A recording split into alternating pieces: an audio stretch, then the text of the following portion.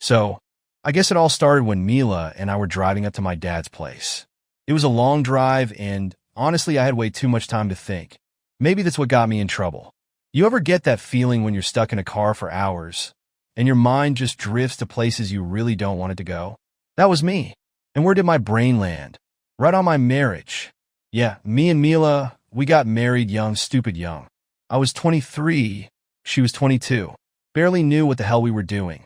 Anyway, we were on our way to see my dad, George, who was 45 and getting married again. This was his second time around. Mom had passed years ago. Cancer took her after years of fighting it. And now he was marrying Diana, who, fun fact, is older than him by 4 years. She's 49. I didn't get it. I mean, after everything with Mom, you'd think he'd just want to live out the rest of his life in peace, right? But no, there he was, diving headfirst into another marriage, like he hadn't learned anything from the first. And don't get me started on Diana. She has a daughter, Sandra. She's 27, married to this guy, Dave. No one really knows his age, and honestly, who cares? The guy's a mystery, and not in a good way. As we're driving, I'm sitting there, staring out the window, and all these thoughts about Mila start popping up in my head. We've been married, a little over a year? And already, things just felt off. We argued a lot. About dumb shit, too. Like, I'd leave a dish in the sink, and she'd blow up, or she'd nitpick something I said, and next thing I knew, we were in this stupid shouting match. I'm not gonna lie, part of me thought we rushed into it. But then again, maybe that's what people do when they're young and think they've got the whole world figured out. I turned to her at one point, right there in the car, and I said, "Do you think we got married too fast?" She just gave me that look. You know, the one where they don't want to answer because they know they'll either piss you off or open a can of worms. Yeah, that one. But instead of dodging it, she goes, "Justin, we're fine. Marriage isn't easy, but we're in it together, right?" Sure, okay, I thought, but it didn't feel fine. Maybe it was me overthinking, or maybe it was her acting all distant lately that had me questioning everything. I mean, she wasn't the same Mila I'd fallen in love with. We finally pulled up to my dad's place. Nice house. Too nice, really. It was one of those homes you knew had way too much going on behind closed doors. My dad came out to greet us, all smiles, like he was trying to convince himself this wedding was the best thing that ever happened to him. Diana wasn't far behind, putting on the same fake smile. But the real kicker? Sandra. She barely said 2 words to me or Mila. She was distant, cold, like she couldn't give 2 shits about this new family dynamic. And to be honest, I couldn't blame her. I felt the same way. Who the hell are we kidding, trying to act like this is some happy Brady Bunch setup? Dinner that night was awkward. Like, painfully awkward. It was all small talk, and no one really addressed the elephant in the room. My dad marrying some woman we barely knew, and everyone pretending it was all rainbows and butterflies. Sandra sat there, quiet as a mouse, while Dave, her husband, kept checking his phone like he had somewhere better to be. Mila, on the other hand, tried to act normal, but I could see through her. She was putting on a show, trying to seem like the supportive wife. But the truth? We were falling apart, and I was too scared to admit it. That night, after dinner, we went back to our room. Yeah, we were staying over, which looking back was probably the dumbest idea ever. I couldn't sleep. My mind kept replaying the past few months over and over again. The fights, the cold shoulders, the way Mila would be glued to her phone at random times. I didn't want to be that guy, but part of me wondered if there was something going on that I didn't know about. But I shook it off. Paranoia, right? I was probably just projecting my own doubts about us onto her. But man, I couldn't shake that gut feeling that something was off. At one point, I leaned over and asked her again, "Are we really okay?" She didn't answer right away, just stared at the ceiling for what felt like forever. Then, she turned over, facing away from me, and said, "We're fine, Justin. Go to sleep." Yeah, right. Fine. The next morning, things felt just as weird as they did the night before. I don't know if it was the awkwardness between us all, or maybe I was just too stuck in my head. Either way, I needed to clear my mind, so I figured I'd go outside and get some air. That's when I ran into Sandra. She was already out on the porch, sitting there with her coffee, looking just as disconnected as I felt. We started talking, and it didn't take long for the conversation to turn to our parents' whirlwind marriage. It felt like they had barely known each other before deciding to tie the knot, and neither of us was really okay with it. It's too fast, I said, shaking my head. I mean, I'm happy Dad's happy, but it feels rushed. Like they didn't think it through. Sandra nodded. Exactly. My mom never even talked about dating after my dad died. And then suddenly, boom, she's married again. She paused, staring into her cup. It just doesn't feel right. I agreed. And as we sat there, I found myself opening up to her. Maybe it was because I knew she was going through the same kind of confusion I was. Or maybe I just needed someone to talk to, someone who wasn't Mila. I told her about the doubts I'd been having about my marriage, how Mila and I had gotten married too young, too fast, and how things between us weren't what they used to be. I get that, Sandra said quietly. Dave and I don't know what's happening anymore. He's been acting so strange lately, distant. I don't even feel like I know him anymore. There was something in her voice that caught my attention. It wasn't just sadness. It was suspicion. I didn't push her for details, but she must have sensed that I was on the same page because she started telling me more about Dave. She mentioned how he'd been staying late at work, coming home smelling like perfume that wasn't hers, and how he'd gotten secretive about his phone. Classic signs, right? She didn't need to say it outright. I could tell she suspected he was cheating, and as much as I hated to admit it, I started to wonder if maybe I should be paying more attention to Mila's behavior too. The day dragged on, and I couldn't shake that conversation from my head. It was like Sandra had unlocked something inside me, a little voice that had been whispering doubts about Mila for a while now, but I'd been too afraid to listen. And then it happened. I was outside, walking around the backyard, trying to clear my head. I wasn't really paying attention to where I was going, just lost in my thoughts. That's when I saw them, Mila and Dave, together. At first, I didn't know what I was looking at. My brain couldn't process it. But there they were, standing way too close for comfort, and before I could even react, they kissed.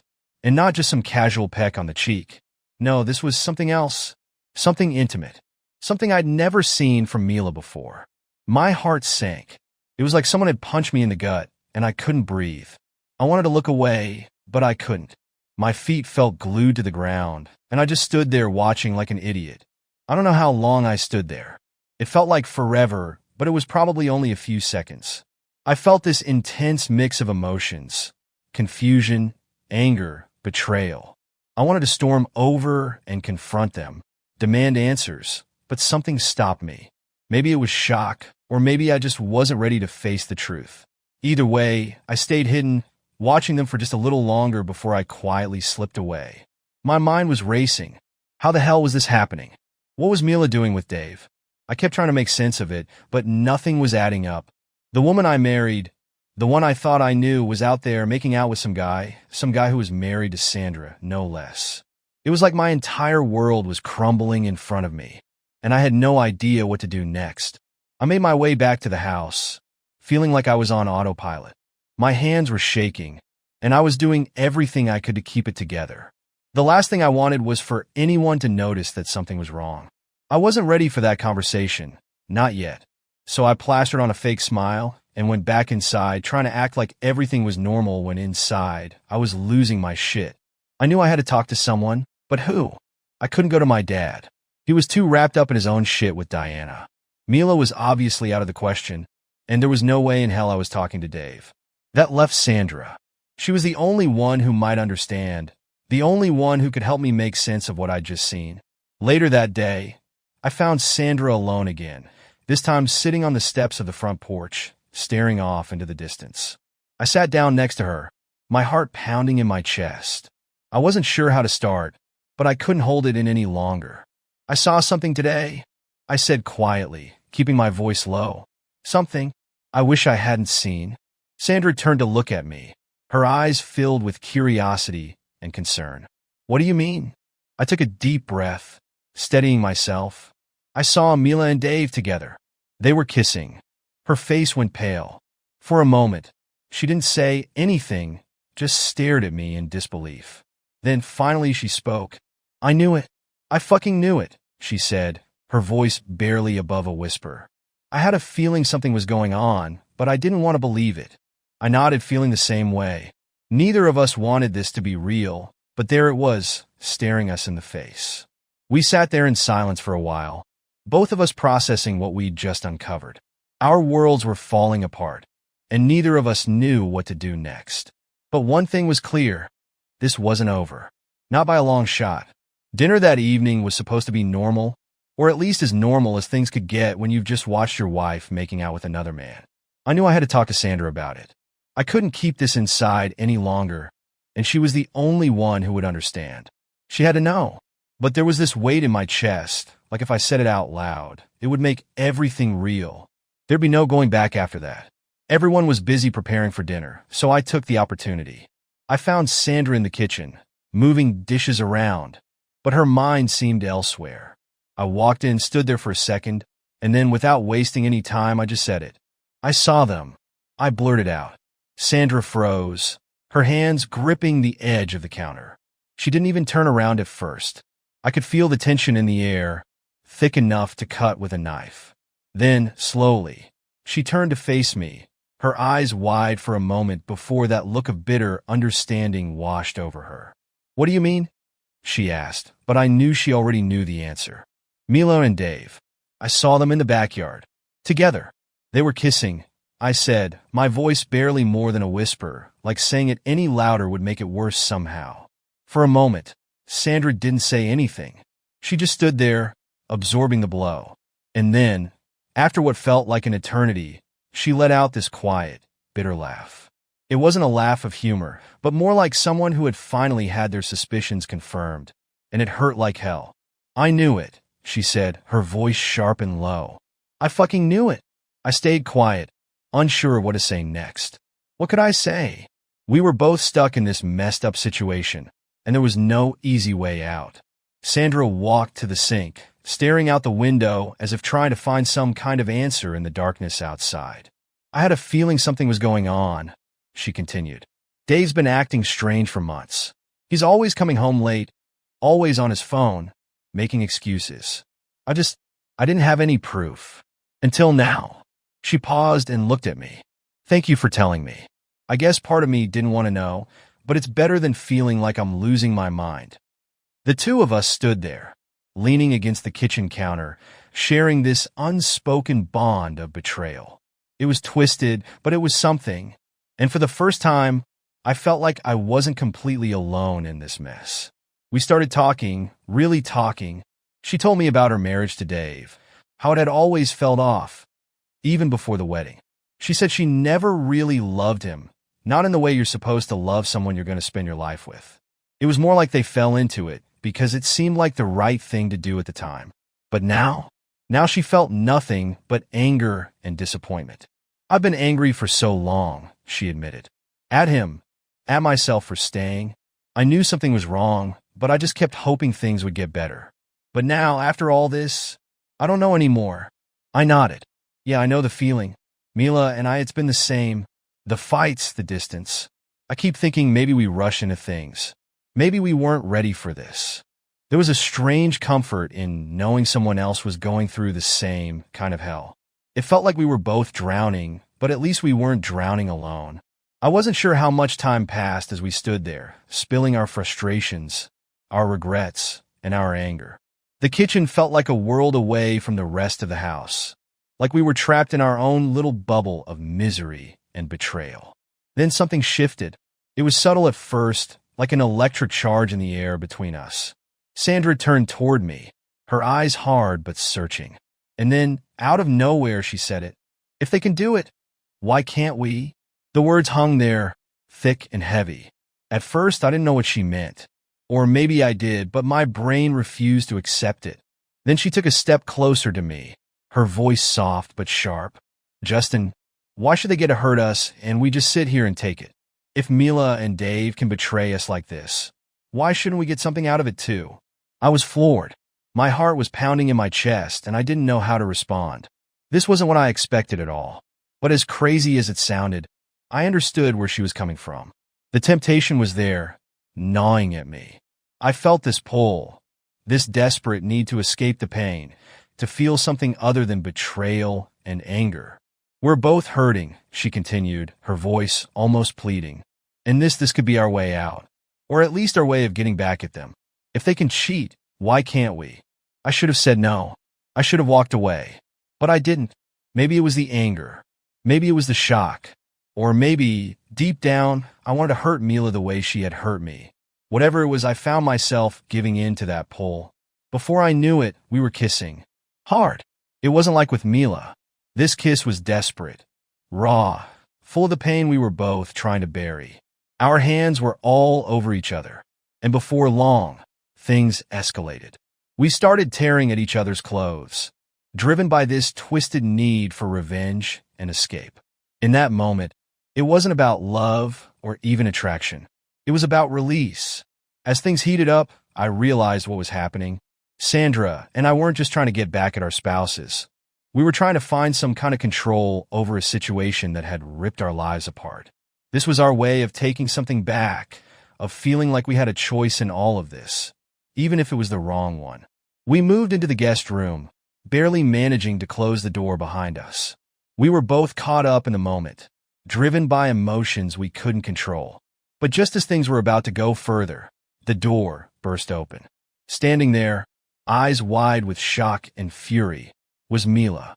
The door slammed open so hard, I thought it might come off the hinges. And there she was, Mila. The look on her face was a mix of shock, fury, and something else. Betrayal, maybe. Her eyes darted from me to Sandra and back again, like she couldn't believe what she was seeing.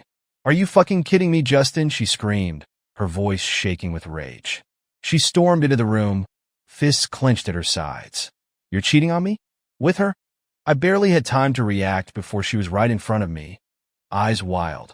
For a second, I didn't even know how to respond. The absurdity of the situation hit me like a punch to the gut. Here she was accusing me of cheating when just hours ago, I'd seen her all over Dave in the backyard. "You're calling me a cheater?" I snapped back, my own anger bubbling to the surface. "I saw you, Mila.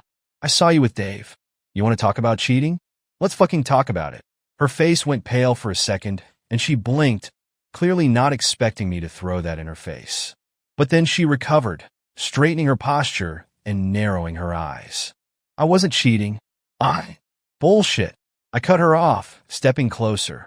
"You think I didn't see you two in the backyard? Don't stand there and try to make me the bad guy, Mila. I saw it. I fucking saw everything." For a second, I thought maybe she'd deny it, try to gaslight me into thinking I hadn't seen what I knew I'd seen. But instead, she just crossed her arms, looking more pissed than remorseful.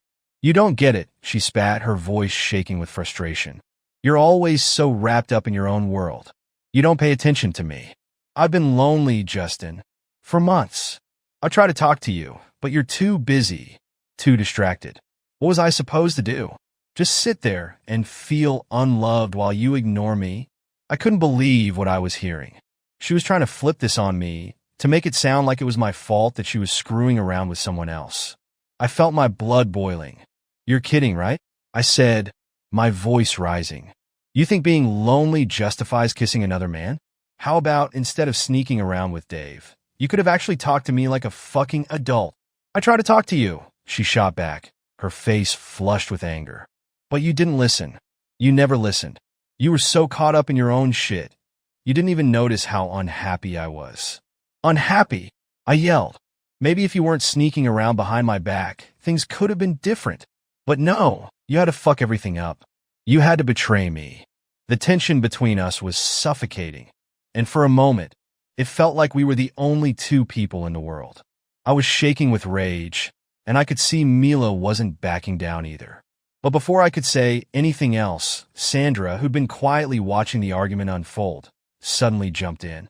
"Oh, don't even try to justify it, Mila," Sandra hissed, stepping forward. "You think your excuses make what you did okay? Guess what? Dave's been lying to me too. And you think you're the only one who's been feeling lonely." I didn't expect Sandra to come to my defense, but I could see the anger in her eyes, the same fury I felt. She wasn't just pissed at Mila. She was pissed at the whole situation. At Dave. At everything. Just as I was about to respond, we heard footsteps behind us. Of course, David walked in, his face immediately dropping when he saw the mess he'd been dragged into. "What the hell is going on?" Dave asked, his voice shaky as he looked from Mila to Sandra, then to me. Sandra turned on him like a hawk. "What's going on? How about the fact that I know you've been screwing around behind my back with her?" she shouted, jabbing a finger toward Mila. Dave's face went white. Sandra. No, Dave. Sandra cut him off, her voice ice cold. I don't want to hear your bullshit excuses. Justin told me what he saw. You and Mila sneaking around like we wouldn't find out. You're both fucking pathetic. The room exploded. Sandra and Dave were going at each other, their voices overlapping as they hurled accusations back and forth. Dave was trying to deny everything, but Sandra wasn't having it. She knew. I knew. Everyone knew. The lies were out in the open now, and there was no going back. You don't get it, Sandra, Dave yelled, his face flushed with anger. Our marriage hasn't been working for a long time. This isn't all on me. Oh, save it, Sandra shot back, her voice filled with venom. You were the one who gave up, Dave. You stopped caring a long time ago. As their fight escalated, I turned back to Mila, who was watching them with a mixture of anger and something else. Regret, maybe? But I didn't care. I was done. I couldn't stand to look at her anymore. I'm done, Mila, I said quietly, my voice thick with emotion. I can't do this anymore. I don't trust you. And I don't want to be with someone who can lie to my face like you did. She didn't respond right away. Instead, she just looked at me, her expression hardening again. So what? You're just going to throw away everything we built together? Just like that? I shook my head. You threw it away the second you decided to screw around with Dave. Before she could respond, there was more commotion at the door. My dad, George, and Diana had arrived, clearly having heard the shouting. They walked in, eyes wide with confusion and shock. What the hell is going on here? George asked, looking from me to Mila, then to Sandra and Dave, who were still yelling at each other. I could see the realization hit my dad like a freight train. He put the pieces together pretty fast, his face falling as he took in the scene. Diana, meanwhile, just looked horrified. Everyone needs to calm down, George said, stepping into the middle of the chaos. This is getting out of hand, but it was too late for that. The damage was done. Mila and I were broken. Sandra and Dave were done. Even George and Diana were shaken by what they'd walked in on, and I could see the cracks in their own relationship forming right in front of me. The shouting continued for what felt like hours, accusations flying back and forth, voices rising and falling like a storm. But through it all, one thing was crystal clear. Nothing was ever going to be the same again. After what felt like a lifetime of shouting, accusing, and venting all the built-up frustrations, we all hit that breaking point where nothing more needed to be said. It was like the dust settled, but what was left in the aftermath was just wreckage, broken trust, broken relationships, broken people. We didn't speak for a while after the chaos died down. It was like we had all run out of energy, like we'd squeezed out the last drops of anger we had in us. I stood there, staring at Mila, feeling nothing but emptiness where love used to be. Maybe that was the hardest part. Not the betrayal, not the lies, but realizing that what we had wasn't real anymore. It hadn't been for a long time, and now there was nothing left to save. I looked at her, and for the first time since all this started, I didn't feel the need to argue, to justify anything. I just felt done. We need to end this, Mila, I said, my voice quiet but firm. She didn't argue. She didn't even react. She just stood there, staring at the floor, like she knew this was coming but had hoped against hope it wouldn't. We should have waited. We should have lived our lives first before rushing into something we weren't ready for. Her eyes flicked up to meet mine, and there was no anger in them anymore, just a resigned sort of sadness. I know, she whispered. I've known for a while. I just didn't want to admit it. I nodded. There wasn't anything more to say. We'd both been living in denial, thinking we could make something work that was broken from the start. And now there was no point in trying to fix it. Not after everything. I'm going to file for divorce, I said, the words tasting bitter on my tongue, but feeling right too. It's over, Mila. She didn't argue. She just nodded, her shoulders slumping like the weight of it all had finally crushed her. Okay, she said softly. I'll go stay with my sister for a while. I'll pack my things tonight. It was strange watching her walk away like that, knowing it was for the last time. Part of me felt relief. The other part just felt numb. Sandra was standing nearby, watching our interaction, and when she saw Mila leave the room, she let out a long, shaky breath. I could tell she was going through the same motions. We'd both been dragged through the same hell, and now we were just trying to figure out how to crawl out of it. I can't do this with Dave anymore, she said, almost to herself, but I heard the determination in her voice. I should have left him a long time ago. This affair? It's just a symptom. Our marriage was doomed way before this.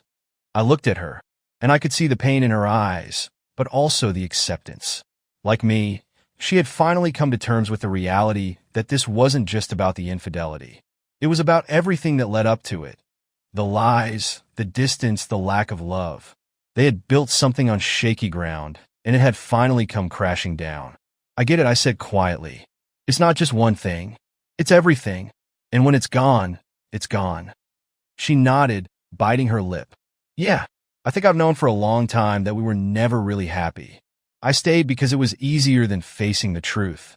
But after this, I can't pretend anymore. I don't love him. I don't even know if I ever really did. Hearing her say it out loud felt like an echo of my own thoughts. We'd all been living in this weird, comfortable denial, pretending things could be fixed, that maybe we could find happiness if we just tried hard enough. But sometimes, there's nothing left to save. Sometimes, the best thing you can do is walk away. I'm going to leave him, Sandra said, her voice firm now. I don't know what's next, but I know I can't stay in this mess anymore. Just then, George and Diana walked into the room, their faces tight with concern. They'd heard the fights, they'd seen the fallout, and now they were standing in the wreckage of their kids' lives, probably wondering if they'd made a mistake too. What's going on? George asked, his voice heavy with worry. I didn't even know how to answer that. How do you explain the collapse of everything to someone who's watching it happen in real time? But George was smart. He pieced it together fast.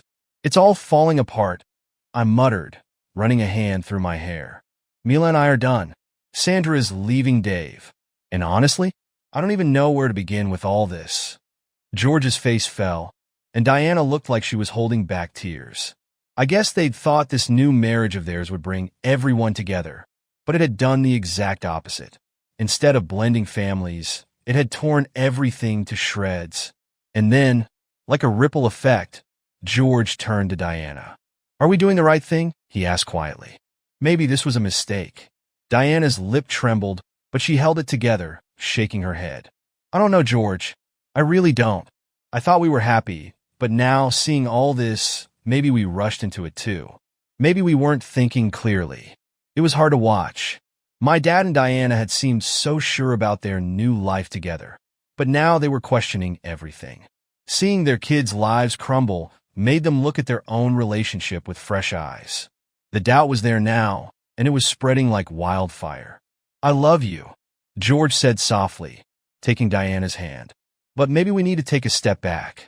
I don't want to end up like them. Diana nodded, her eyes filling with tears. Maybe you're right. Maybe we need to figure out what we really want apart from all of this.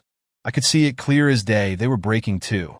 It wasn't a loud, dramatic breakup like the rest of us. It was quiet, painful in its own way. But I knew then that my dad and Diana wouldn't last either.